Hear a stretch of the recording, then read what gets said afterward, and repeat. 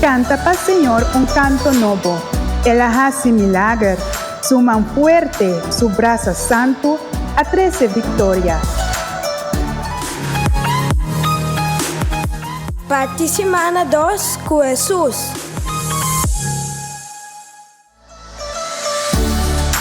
Nós está participando com Lucas 21, versículo 14 até 19. Soro para você não preocupar de antemano que você tem cobiça.